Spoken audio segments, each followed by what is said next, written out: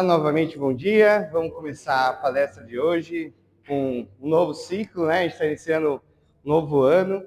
Eu quis trazer, antes da temática de hoje, algumas reflexões sobre a virada do ano, o ano novo. Eu acho que é importante para a gente trazer também para nós reflexões, né? É um momento, né? O Roberto disse na terça-feira, a gente está num plano que a gente tem ciclos, né? Aqui ainda existe o início, o meio e o fim. E os ciclos eles vão se encerrando, né? O de 2025 ele se fechou e com ele vem a esperança, vem aquela vontade de mudança, né? Mas o que internamente estamos fazendo para essa mudança? Será que ir lá pular 7 ondinhas, né? Comer a lentilha, será que isso de alguma forma vai trazer algo significativo? O que a doutrina traz para nós para que a gente possa realmente praticar essa transformação? Né? O que ela nos traz de informações, né? Traz de direcionamentos? Então a gente tem, obviamente, um calendário agora. Nesse plano é necessário um calendário, porque nós temos um fim, né? A gente tem um tempo. Né? O Roberto falando sobre a física quântica, muita coisa vai mudar. A ciência está caminhando com a religião, com o espiritismo. Até a gente vai tratar disso hoje, um pouquinho lá no final da palestra. Então a gente tem aqui o calendário, tem as datas, né? E talvez aproveitar esse momento, né, como um momento que vai te impulsionar. A gente fica mais propenso a mudanças, não é?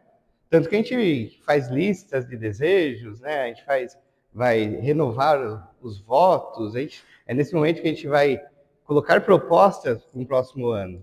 Então, eu acho importante trazer a visão da doutrina, como fazer isso de uma forma talvez mais assertiva. Então, obviamente, a gente sabe que existe as leis naturais, as leis divinas. A gente vai tratar um pouco disso também. E uma delas é a lei do trabalho. Então, se eu não fizer nada, se não tiver o esforço, não vai ter recompensa, o seu progresso. Então, a gente tem aí conhecimentos que vão nos direcionar a essa busca que a gente tem, né? Essa busca que ela é algo natural também, que vem também da lei do progresso. A lei do progresso, ela nos traz essa vontade, né? Esse empurrãozinho para que você dê essa sequência. Então, lá no Livro dos Espíritos, tem uma questão que acho que quase ninguém conhece, que é a 919.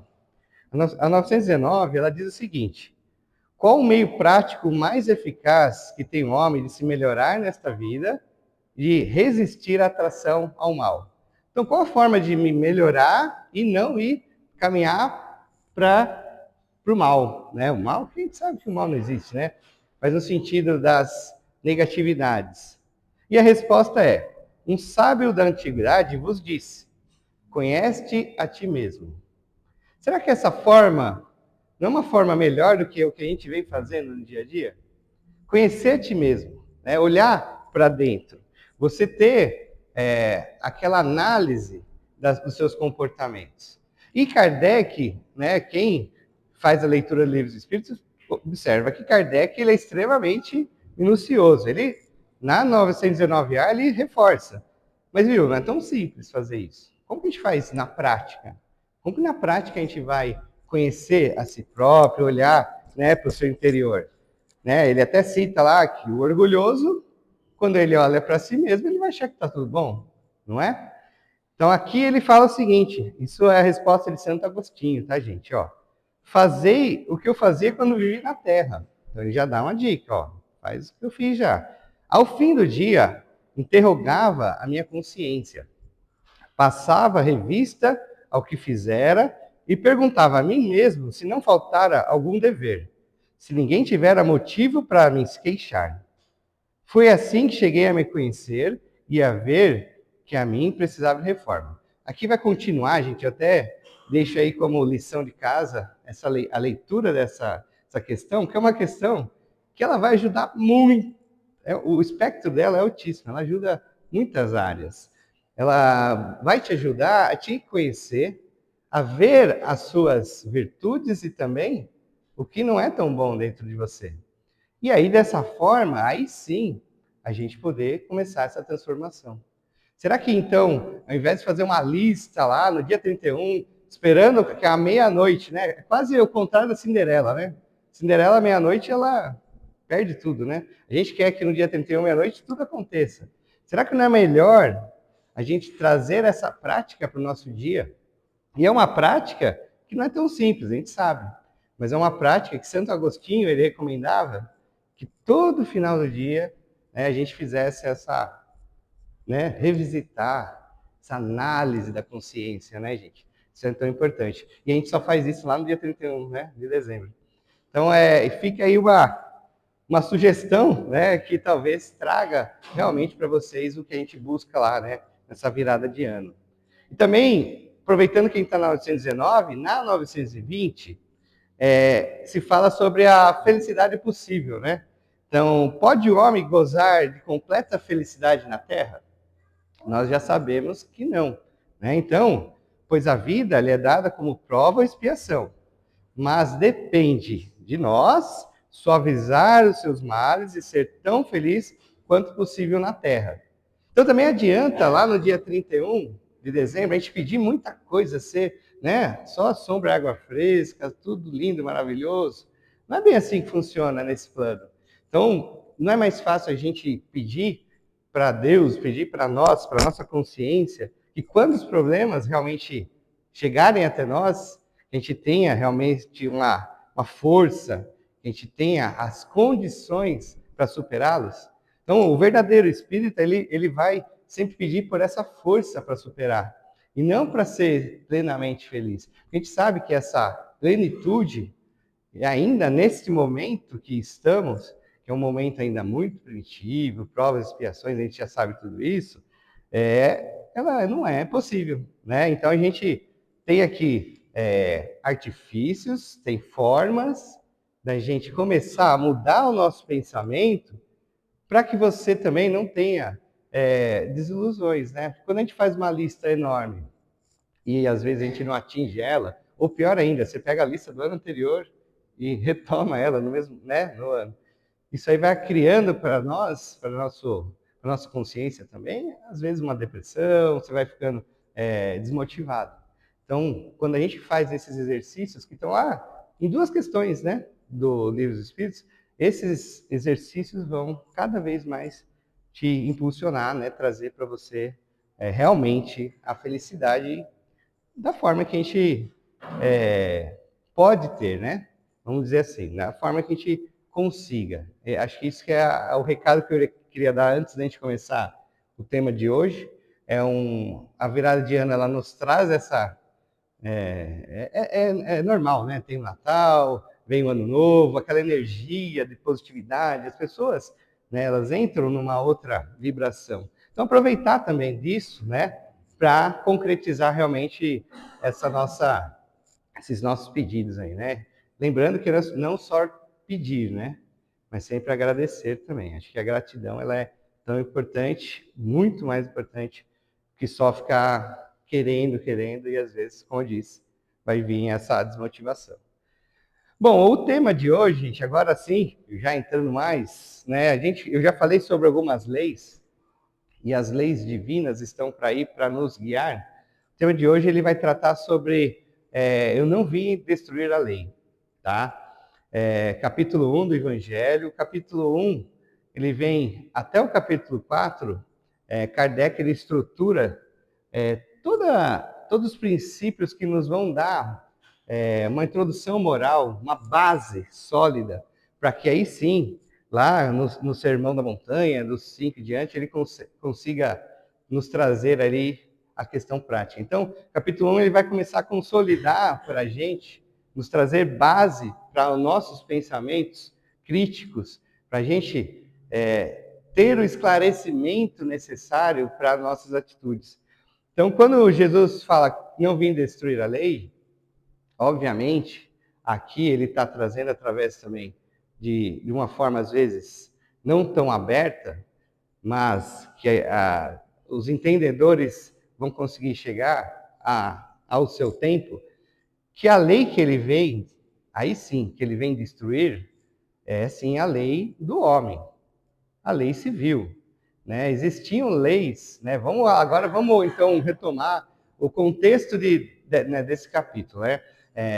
Lá em 1300 a.C., vamos pensar, 1300 a.C., ou seja, 3.300, né, fazendo as contas aqui, anos atrás, é muita coisa, né, gente?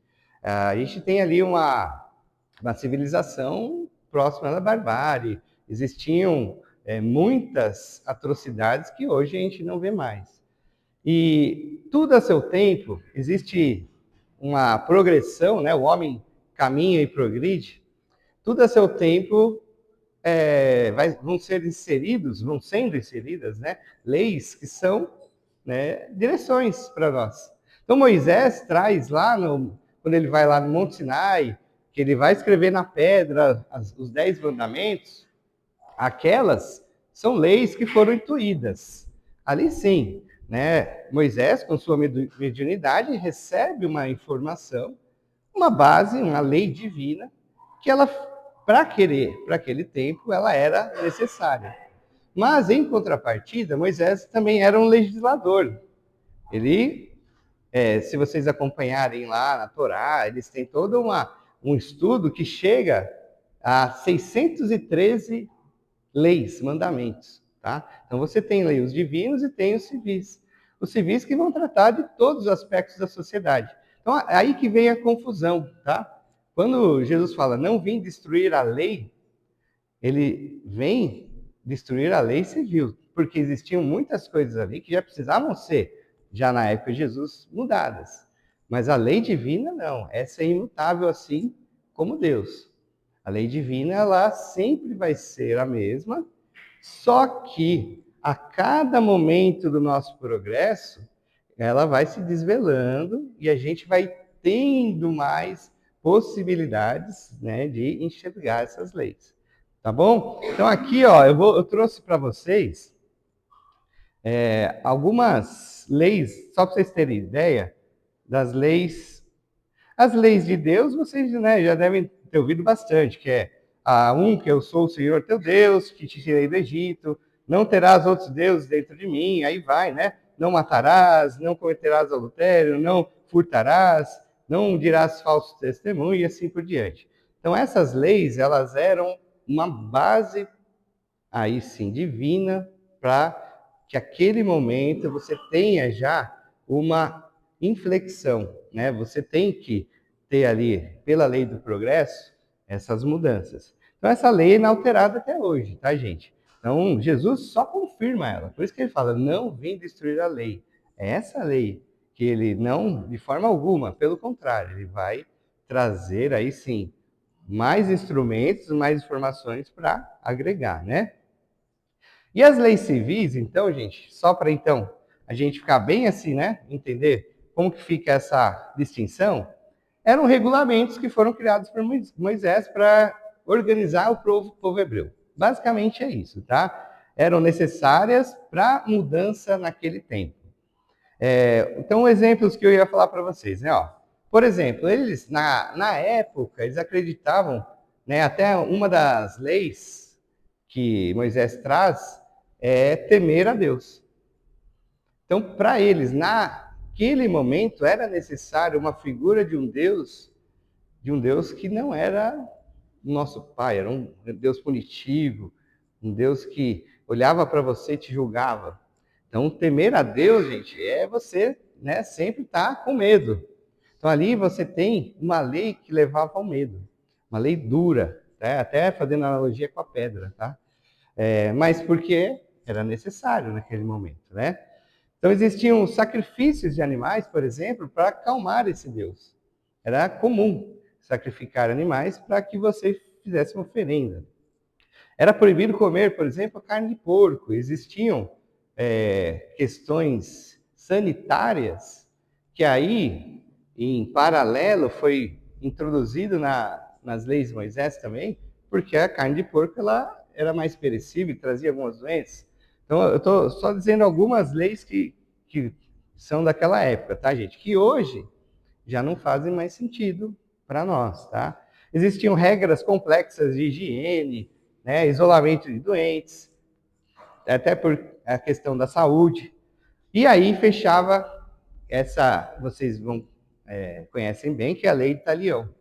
Lei de Talião, ele traz para dentro dos seus mandamentos, que era o olho por olho e dente por dente. Então aí, gente, olha só, quando Jesus vem, fica claro para nós que ele vem desconstruir estas leis, né? Quando ele fala do amor ao próximo, né? Amar a Deus acima de tudo e ao próximo como a si mesmo. Então aí sim ele está trazendo uma disruptura com aquela época. Então, capítulo 1, ele vem para mostrar isso. Essa interpretação nossa, que a gente está numa cronologia, a gente está saindo lá da ignorância, da primitividade e está buscando, né, ser um espírito mais evoluído. A gente vai chegar um dia ao espírito puro. Então, nesses intervalos, essas mudanças vão ocorrendo. Tá? E Jesus veio justamente para trazer isso. Pra vocês terem ideia, eu trouxe até uma curiosidade. Uma das leis era não contatar os mortos. Então, a mediunidade ela não era bem vista. Até porque existiam muitas pessoas que usavam a mediunidade, assim como hoje ainda tem também, mas para proveito próprio, né? Para fazer alguma feitiçaria, né? Que tinha, descobria se vai casar com alguém ou não. Então, a gente tinha ali essas questões. Então, a gente tem leis aí que foram sendo desconstruídas. E aí, então, ó, a gente começou lá com Moisés, né? Só que não foi só Moisés, tá, gente? Entre Moisés e Jesus, é legal a gente ter uma visão aí. Eu vou só criar um panorama aqui para depois a gente entrar mesmo no momento que a gente está atual.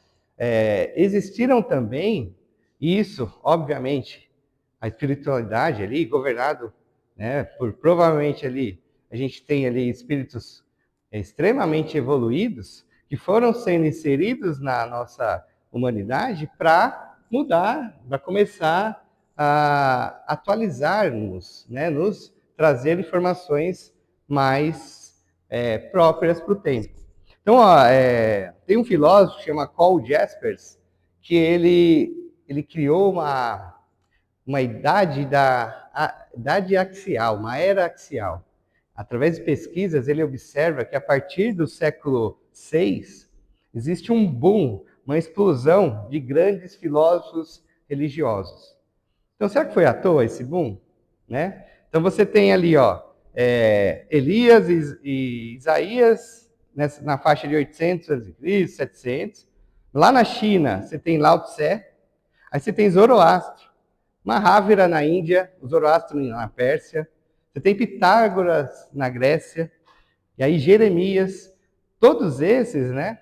E aí também Buda e Confúcio, Índia e China. Tudo isso ali num intervalo de tempo, né, que muito próximo. Até Buda e Confúcio, que eram regiões próximas ali, eles falam que sem ter nenhuma conexão, não tinha internet, né, gente? Não tinha como eles se comunicarem. Eles estavam pregando, né, informações muito parecidas. E na mesma época, no mesmo ano, inclusive. Os historiadores citam isso. Então, a gente está percebendo aí que a espiritualidade ela vem trabalhando, né? E aí, conforme o processo evolutivo que nós vamos atingindo, isso aí vai nos desvelando. A gente vai vendo sempre um pouco mais, para a gente ter mais instrumentos, mais condições de seguir, né? De uma forma plena. E aí sim, buscar essa felicidade que a gente falou agora há pouco. Então, Jesus agora, né? Passou essa era axial aí, Jesus, ele traz o que ele traz? O amor. A palavra dele, né, se a gente for sintetizar tudo o que ele trouxe, basicamente, em uma palavra, é o amor. Ele traz o perdão, ele traz todas as bem-aventuranças do Sermão da Montanha, que são formas da gente observar como eu posso atingir o reino de Deus, né? É o reino de Deus que é o nosso objetivo. Como eu posso me melhorar, né? Então ele fala lá no capítulo 1, aí sim, né, que eu não penseis que eu tenha vindo destruir a lei ou os profetas. Então, eu não os vim destruir, mas cumpri-los. Porquanto, em verdade vos digo, que o céu e a terra não passarão, sem que tudo que seja na lei esteja perfeitamente cumprido, enquanto resta um único iota e um único ponto. Resumindo assim esse finalzinho, enquanto faltar uma vírgulazinha ali, enquanto tudo isso não for realmente atingido, então a gente não vai passar. Passar no sentido da nossa transição. A gente sabe que estamos agora na Terra, estamos nesse momento, mas futuramente estaremos em outros momentos, e aí essa é a mensagem que ele traz, que a lei que ele vem, na verdade, então, esses dogmas, né? A lei que ele vem destruir são esses rituais, né? O que eu brinquei lá no começo com a lentilha que a gente comeu, pular as 7 ondas. Isso é tudo inócuo, gente. Não faz mal nenhum, pode fazer à vontade, tá, gente? Mas ter a consciência que não. Né? Eu estou fazendo uma analogia simples, né? Porque existem outros rituais, mas analogia com essa virada do ano, mas que não vão ser realmente efetivas. Principalmente se a gente não olhar para dentro de nós mesmos, né? Lá na 919. Então ele vem para abolir os sacrifícios, a lei de Talião, ele já fala que não é para perdoar uma vez, mas 70 vezes 7 vezes. Então, quando você tem uma lei que fala que se alguém te roubar, você vai ter que pagar aquilo que você roubou para a pessoa. Se você cortar um dedo de uma pessoa, tem que cortar o seu dedo. Então, a lei Talião era uma proporção que era necessária para a época, tá, gente? Porque você tinha ali uma vingança, tinha um retorno maior do que a ação cometida. Aí eles falam, não, vamos pelo menos comparar. E aí Jesus vem e fala, não é bem assim. A gente tem que perdoar. Perdoar e, além mais, amar seu inimigo. Né? Ele traz essa mensagem que até hoje a gente sabe que não é nada simples, mas que nós, né, naquele exame de consciência que Santo Agostinho nos traz, nós vamos sempre estar buscando, né? Mentalizando. A gente sabe que lá no trânsito vai acontecer aquelas situações, você vai xingar, e lá à noite você vai falar, puxa, por que eu xinguei, né? Por que eu briguei de novo, né? Por que eu saí da linha, né? Então, esse exame ele é muito importante para a gente ter essa reflexão. Então, aí, outra linha de pensamento aí que eu acho legal, que Jesus ele nos tirou de uma era do medo. A gente estava lá sendo, até então, né? Vamos pensar, estamos agora na era de Jesus. A gente está numa era do medo. Tem um Deus que eu tenho que temer, né? Tem uma lei do talião, então se você pisar na bola ali, você vai sofrer uma consequência da mesma magnitude. Então, tudo era através do medo. Jesus, ele vem para quebrar o medo. Então, e como que a gente quebra esse medo? Só com amor mesmo. Né? A única forma de quebrar esse medo é através do amor. E sempre com a máxima, né? Amar a Deus e ao próximo. Acho que isso a gente tem que sempre estar revisitando também nas nossas análises, né? Jesus vem quebrar dogmas. Então, vamos lá. Tô na minha cronologia, né, gente? Então, a gente começou lá em 1300 antes de Cristo, aí foi lá em 600, 700, né, 500, na era axial. Jesus, né, o Marco Zero. Jesus que é o nosso modelo e guia. Ele é nosso governador, então ele tem total condição. Ele é a pessoa mais bem preparada para fazer essa mudança. Então, olha como que tudo vem, né? Muito bem planejado, né? Deus não erra, né, gente? Então, quando ele traz seu filho a nós, tudo isso tem um planejamento, tá, gente? Isso é legal da gente começar a traçar esses paralelos e começar a enxergar isso. Então, a gente vem aí depois a 1840 e pouco ali, né? Com Kardec, aí a gente começa a ter uma nova era. Então a gente tem as 3 revelações, né? Primeira revelação, segunda Jesus e a terceira.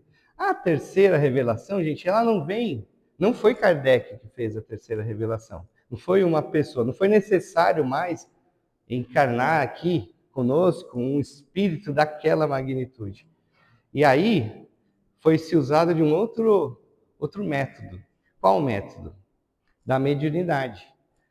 Aí sim você traz uma gama de espíritos, já citei Santo Agostinho, mas tem Sócrates, Platão, uma gama enorme de pensadores, espíritos preparados para nos preparar no terreno para uma nova era, que é a era do consolo, né? O Espiritismo, então, ele vem como consolador, é a terceira revelação. Ele vem nos trazer o que a gente chama de fé raciocinada. É você acreditar em Deus, não acreditar em Deus, ter certeza de Deus, mas através de uma filosofia, de uma doutrina filosófica que ela te traz todas essas ferramentas que nós conhecemos e vamos conhecer muitas mais ainda, que nos vão nos preparar ainda mais para continuar a cronologia. Lá para frente a gente vai ter outros momentos, tá, gente? Outras inflexões. Nesse momento a gente está numa transição. A gente sabe, né, que a gente está num mundo de provas e expiações e já querendo partir para algo mais sutil, né? A gente está partindo para algo menos materializado, né, mais espiritual. Então, a gente está seguindo a nossa evolução. Nós temos agora o entendimento das consequências, que é a lei de causa e efeito. Então, não é mais necessário para nós uma lei de talião, quando eu sei que o mal que eu faço para o outro, isso só vai voltar para mim mesmo. Quando eu sei que o bem que eu faço é pelo bem que esse bem me faz. Então, que existe uma lei de causa e efeito que nos traz, nos dá essa estrutura. Eu tenho que...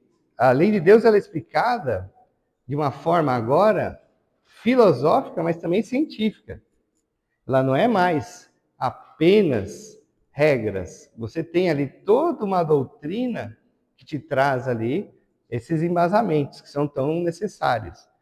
E, obviamente, não precisamos mais de rituais e nem do medo.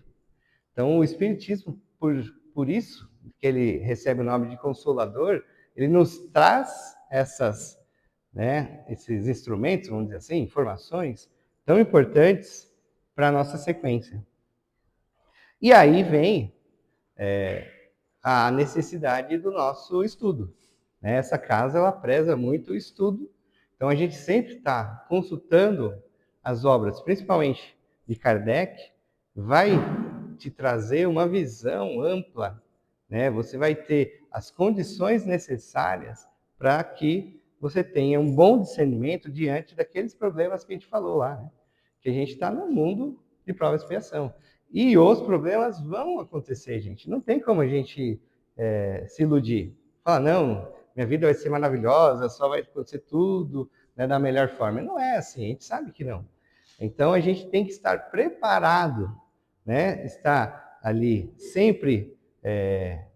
eu ia falar armado, né? Mas é uma palavra muito boa. A gente tem que estar abastecido, né, de informações que sejam relevantes aí para a nossa busca, para a nossa melhora. Em paralelo com isso, então, gente, a gente vem com o Espiritismo, então a gente falou de leis, né? A gente está falando de leis. Não vim destruir a lei, e aí a gente falou das leis mosaicas, as leis, né, civis.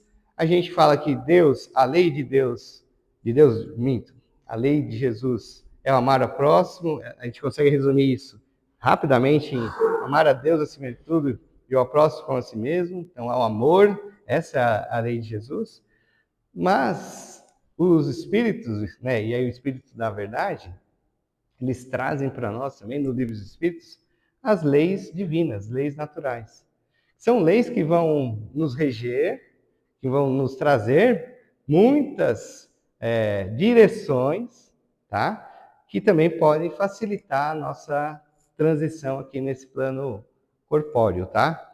Então, o que se deve entender pela lei natural? Então, a lei natural é a lei de Deus. É a única verdadeira para a felicidade do homem. Ela lhe indica o que deve fazer ou deixar de fazer. E o homem só é só é infeliz porque se afasta dela. Ou é feliz porque está perto dela, né? Então, a lei natural, gente, ela é para nós uma referência, né? Por exemplo, se a gente vai tirar uma CNH, a gente precisa dirigir, certo? Então, o nosso objetivo, quando vai lá fazer aquele teste da CNH, a gente tem que passar por algumas provas, não é isso? E aí vai fazer um estudo de determinadas leis, e aí você tendo uma aprovação, você pode ir lá guiar o seu carro. Né? A analogia aqui é a mesma, né, com a nossa vida. Você vai ter leis que te regem, são leis que vão te direcionar, que vão te dar as condições necessárias para, naqueles perrengues do dia a dia, você parar, respirar e falar, ó, não, se eu fizer isso, vai acontecer aquilo e não sei se é bom para mim. Né? As leis que vão te dar essa consciência do que você tem que fazer, né?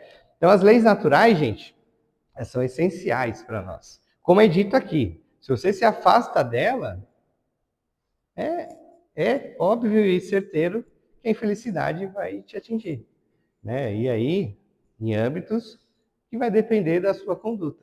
Se eu estou mais próximo, se eu estou resiliente, buscando, né, sempre algo próximo ao que Deus nos traz como divino, a gente sempre vai ter a sua, por consequência, tá? Não é recompensa, tá, gente? É consequência. São as leis de ação e reação. Para isso, então, prova que não é necessário nenhum tipo de ritual. Ah, mas você fala, mas lá em tal igreja, o pessoal tem os rituais. Gente, cada um está no seu momento. Cada um tem o seu entendimento. Como eu disse, rituais, eles são inócuos. Eles não fazem nem bem nem mal.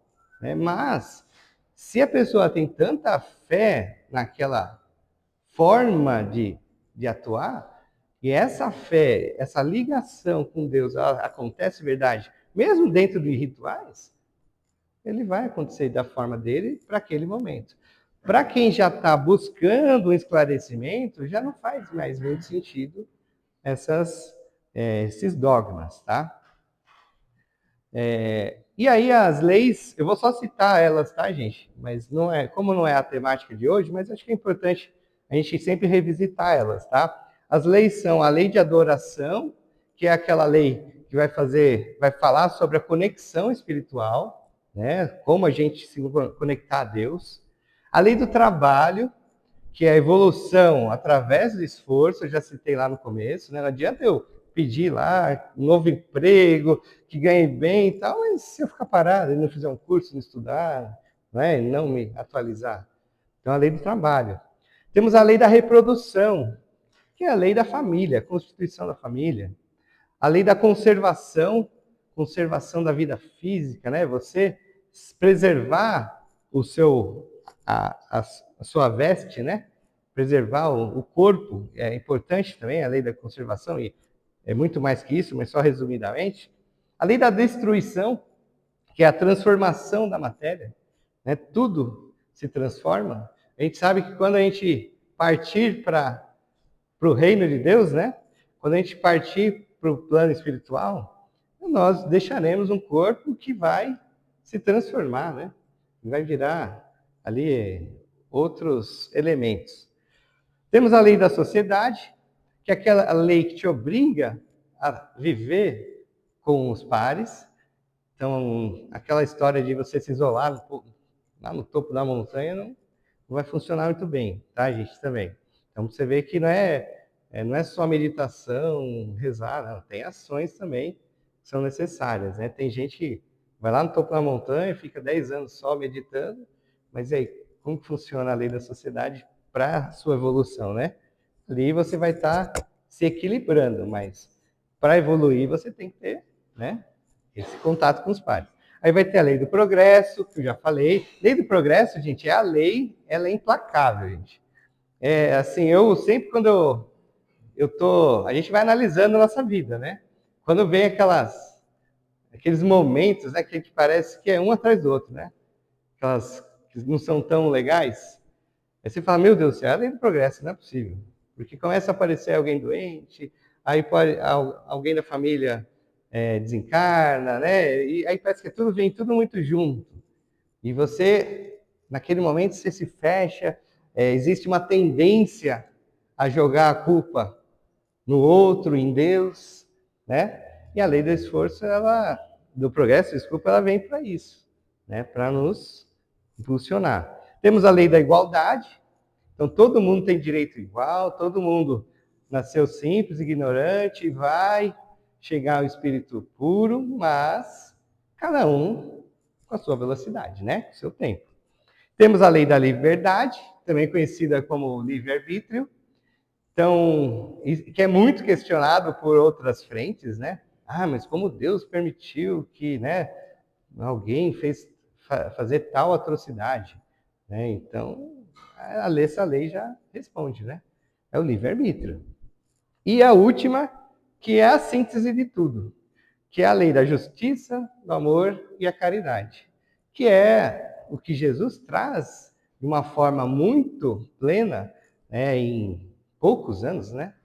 Ele teve pouquíssimo tempo realmente para transmitir a sua mensagem, mas que ela sintetiza todas as outras, né? Tanto a justiça quanto o amor, como a caridade, tá bom?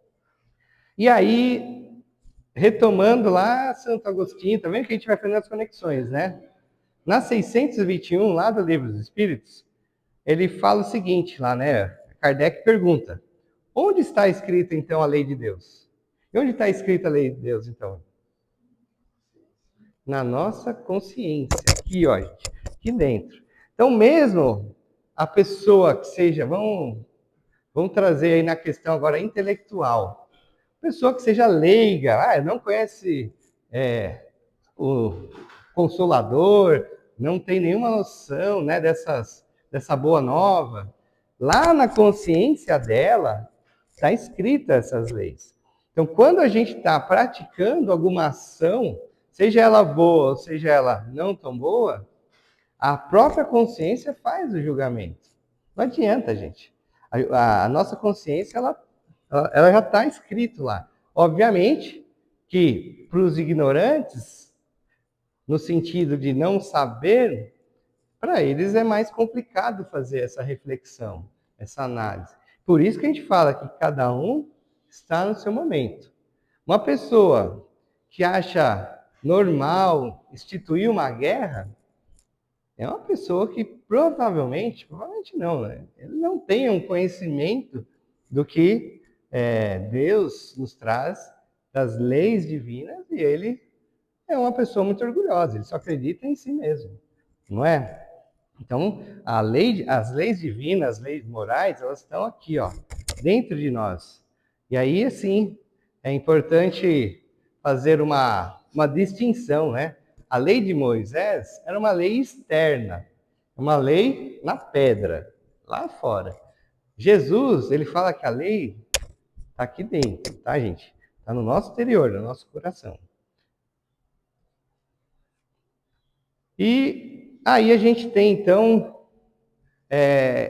um roteiro que a gente percebe que a gente precisa, para que a gente consiga agora seguir daqui para frente e buscar realmente um mundo mais próprio para a nossa evolução, para que a gente possa realmente estar alinhado com a positividade, que a gente possa estar realmente buscando estar ali no mundo não só onde a dor ela é necessária, onde existam provas que são sempre ali feitas para que você seja reavaliado, né? Para verificar se realmente você tem condições. Para a gente ter essa evolução, partir para um mundo mais justo, mais pleno, que seja mais amoroso, então a gente tem que agora começar a fazer essa busca interior. A gente começar a fazer essa mudança. Essa eu acho que é o maior, a moral da história, né? Desse capítulo, né? Eu acho que quando a gente busca essa transição nossa para seguir para algo melhor. Então, a dor, ela não é um castigo. Quando a gente sabe, né? Quando a gente tem o esclarecimento, a gente sabe que a dor não é mais um castigo, mas sim, ela é educação.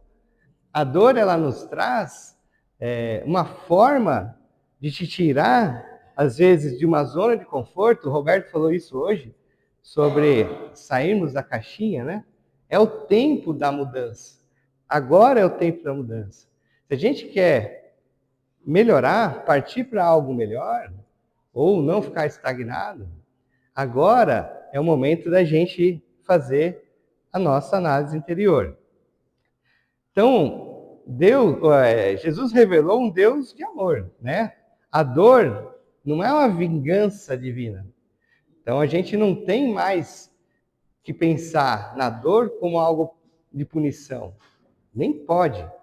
Deus nunca faria isso. Deus, sendo um ser extremamente onipotente, imutável, inteligência suprema, ele ia punir um filho. Então, isso é uma coisa que não faz mais sentido para nós. Então, evitar, quando algo acontecer, falar, puxa, pô Deus, por que você fez isso comigo? Né? Uma das primeiras coisas que vem, né? Quando é algo realmente grave, assim, forte, que vai, né, nos forçar, é uma das coisas, tendências nossas, falar, é culpa de Deus, né?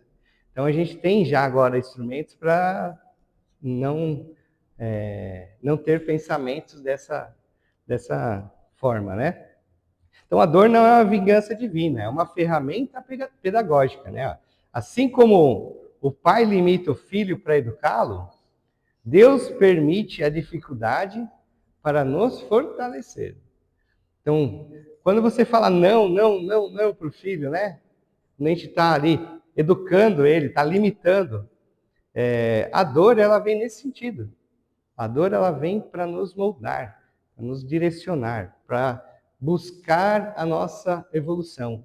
Nenhuma lágrima é em vão.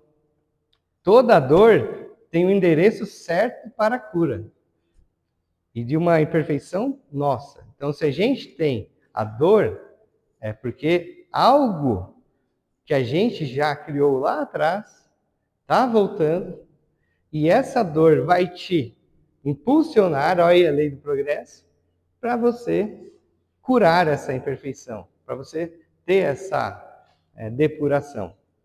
Então, agora a gente sabe que a dor, ela não é mais, então, apenas sofrimento, aquela questão que a gente sempre fica ali, às vezes, até martelando, ai, quem sou eu? Ó céu, ó vida, né? A gente fica ali se questionando, algo muito, às vezes, negativo. Não, se a gente se deparar com a dor, que a gente sabe que não é fácil, parece que eu estou falando aqui é simples, né, gente? Não, não é. Mas se a gente tem essa condição de discernimento que a dor ela vem para a nossa mudança, a gente pode superar ela de uma forma diferente. A gente pode superar ela de uma forma que seja mais leve. Eu acho que isso é um dos desdobramentos das leis, né? Que a gente falou, das leis naturais. Então, o sofrimento, outra coisa importante. Sofrimento, ele tem prazo de validade. Quando a gente sabe, né, o Espiritismo ele traz essa revelação, somos seres imortais. Se somos seres imortais, essa vivência aqui, ela é o quê? Uma fagulha, né, no infinito. E quando você está nesse momento de sofrimento, se você pensar que isso é apenas algo transitório, que não é para sempre, isso também vai te trazer um conforto. Isso aí vai te trazer um consolo. Então, essa vida é apenas um segundo na existência. Se a gente chora hoje, é só lembrar que é apenas uma página difícil de um livro e que ela vai ter, lá na frente, um final feliz. Então, esses entendimentos vão nos dando mais condições de ter essa leveza nas nossas buscas, né? A reencarnação nos dá, então, a certeza que sempre haverá uma nova chance. Ah, eu errei feio, pisei na bola mesmo, mas eu sei que eu vou ter uma nova oportunidade de retomar isso e melhorar. Então é um novo amanhecer. Eu tenho lá no final do túnel, lá, aquela luz. Então o consolo, quando ele vem, quando a gente fala de consolador, o Espiritismo é nesse sentido, de trazer a reencarnação, trazer a comunicação, né, com os espíritos, a mediunidade. São ainda tabus hoje, né, na atual sociedade. Então, isso aí ainda vai ser, obviamente, por ser uma lei divina, vai ser atingido por todos. Mas cada qual ao seu momento, né? E eu acho que é importante também, mais uma lição que a gente aprende, né? Que é que você nunca está sozinho. Né? A gente está sempre amparado. A solidão, ela é uma dor devastadora. Imagina se eu não tenho essas informações trazidas, né, pelos Espíritos da Verdade, pela Boa Nova. E eu sou uma pessoa ali que eu não tenho família, eu não tenho um apoio, não tenho uma rede de conexão ali, de amparo. Então essa pessoa, ela vai, né, cada vez mais ficar para dentro de si, se fechar, ela vai trazer negatividades. Mas se eu sei que existe, além de nós, toda uma rede de apoio, espíritos, anjos, guardiões, né, nossos guias que estão nos amparando, então eu não estou sozinho nunca. Né? Eu sempre vou ter uma ajuda. Obviamente que a gente tem, lá pela lei da adoração, essa ligação com Deus. Mas saber que você tem também entes queridos que partiram e que eles não vão se partir para sempre, né? Vão sumir da nossa vida, isso nos traz muito consolo também. Então, esses anjos da guarda, eles estão ao nosso lado agora. Estão sempre nos apoiando. E saber que a morte, ela não rompe os laços do amor. Eu acho que isso é muito importante. Então, a moral da história de hoje existe uma maturidade espiritual. E ela começa, né, quando a gente sai de algo muito primitivo e agora vai se depurando. Então, a gente está evoluindo. Então, Deus não mudou a lei, não mudou nada, gente. Ele só vai, a cada momento, ele vai nos trazendo, vai nos desvelando mesmo e trazendo essas informações tão necessárias. Eu já estou batendo tempo aqui, vou finalizar, tá, gente? E só para a gente fechar, então, quem hoje está aqui, né? Se alguém chegou peito apertado pela dor, sentindo-se injustiçado pela vida, lembre-se do que aprendemos hoje. Então, a dor, ela não é um castigo eterno. Ela é apenas um remédio amargo que cura a doença que nós mesmos criamos lá no passado. Então, a dor é um instrumento para a gente... Eu fiquei emocionado. A dor é um instrumento para a gente evoluir, tá? E vou finalizar com essa mensagem e pela atenção, muito obrigado.